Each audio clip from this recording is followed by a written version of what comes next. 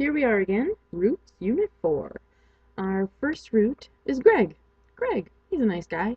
Greg is a root that means, it has three words that it means. It means a herd, a group, or a crowd. They all kind of mean a similar thing, but herd, group, or crowd. And here's some words that we can put together. One of them might be the word congregate. Con, core means with or together.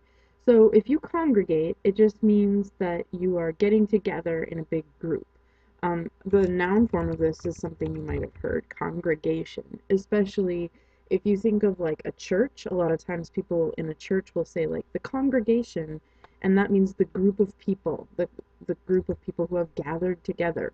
Another word that you've probably used before that has this word or this root in it is the word segregate. And again, the noun form has that tion suffix, so it's segregation. This is something we've talked about when we've been learning about the civil rights unit. So to segregate means to put into separate groups or separate herds or separate crowds. So segregating is like separating, and we talked about segregation of blacks and whites in the United States prior to the civil rights movement, and that meant separating into separate herds, groups, crowds. And then I'm going to give you one word that you probably haven't used a lot, and that is gregarious. Gregarious is kind of a fun word. It means somebody who gets along really well in a group or in a crowd of people. So they have a really boisterous, friendly kind of personality, and they do really well in a group. I'll give you one more word. You can write three of these down, and that is gregarian. Gregarian refers to an animal that tends to go around in a herd. So there's a bunch of words that have Greg, and I'm going to have you pause for a second, draw something over here that will help you remember herd, group, or crowd for Greg, and then we'll move on to number 2. Root number 2 is here, and then this looks like Hess, and sometimes I'll say it like Hess, but also I'll say it like Hege. Here, Hess means to stick. Okay, so we have to stick. And the Hege is usually when we add an ION ending, just like we did up with Greg with congregation or segregation. We're going to do the same kind of thing and add that ION ending to make these into a noun. So the first one I have is adhere.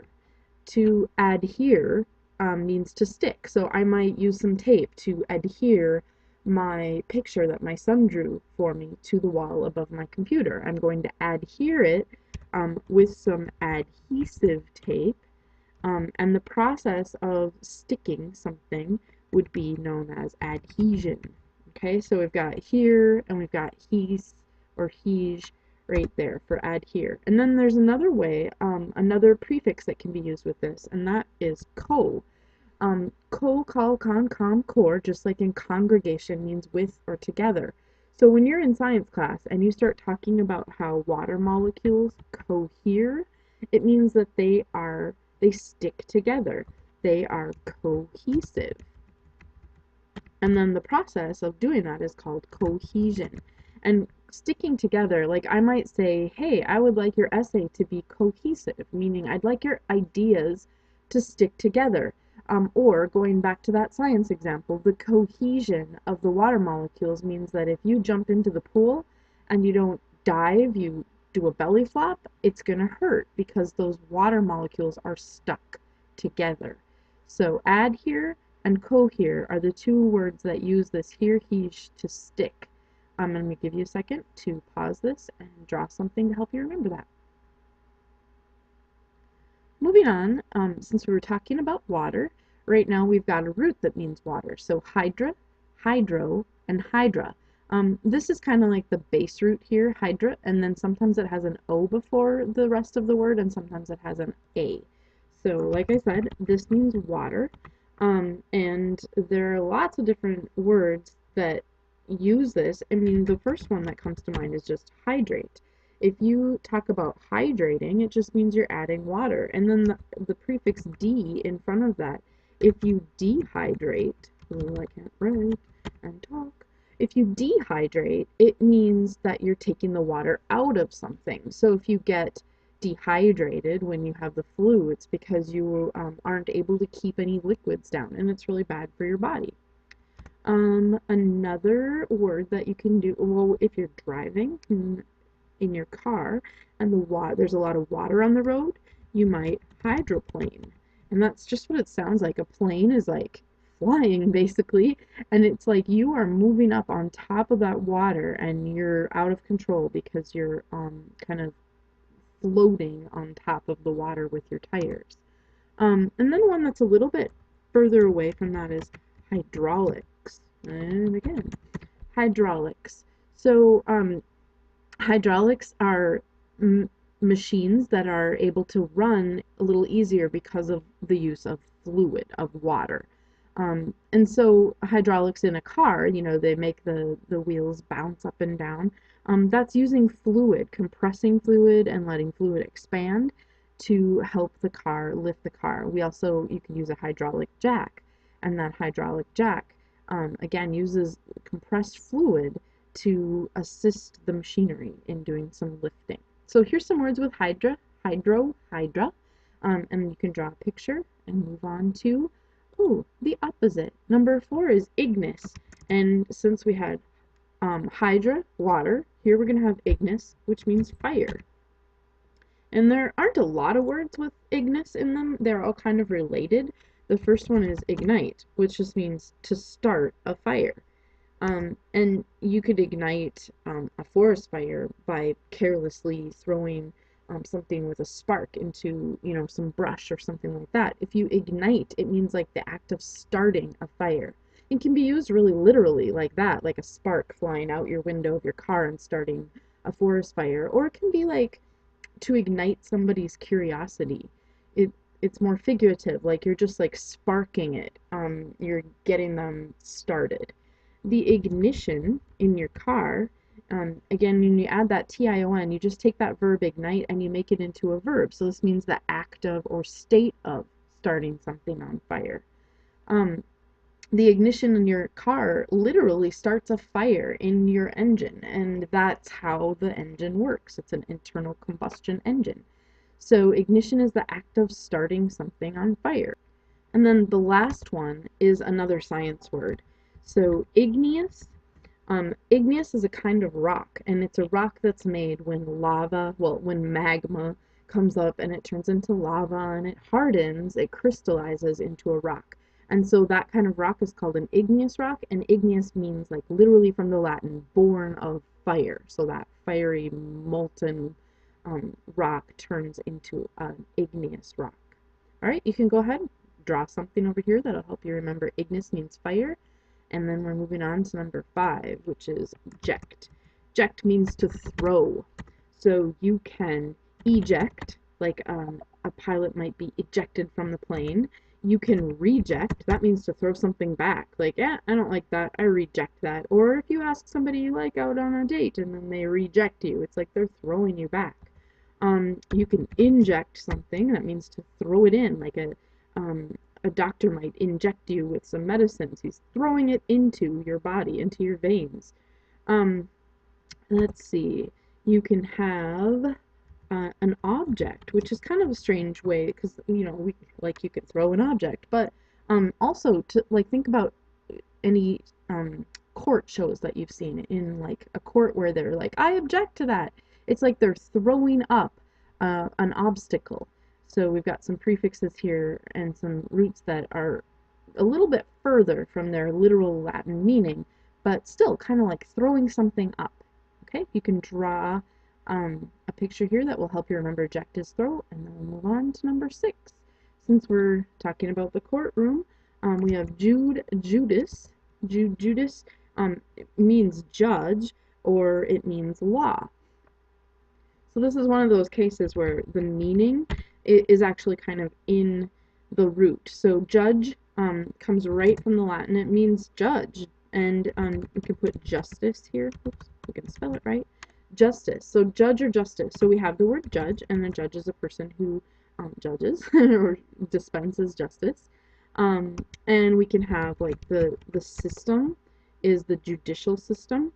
And we can have the word justice, which also, even though it doesn't have J-U-D in it, it's got the root right in there. It just came into the English a little bit differently.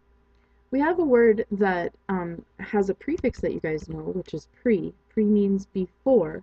And then if you put J-U-D in there, actually it has the J-U-D-I-C, and we have the word prejudice. Prejudice means making a judgment before you know someone or something, making a judgment before you know all the facts. And then I'm going to give you one more, and this one is kind of a more uncommon word, but it is definitely used, and it's kind of cool for you to learn it. And this is the word judicious. Judicious is a word that means showing good judgment.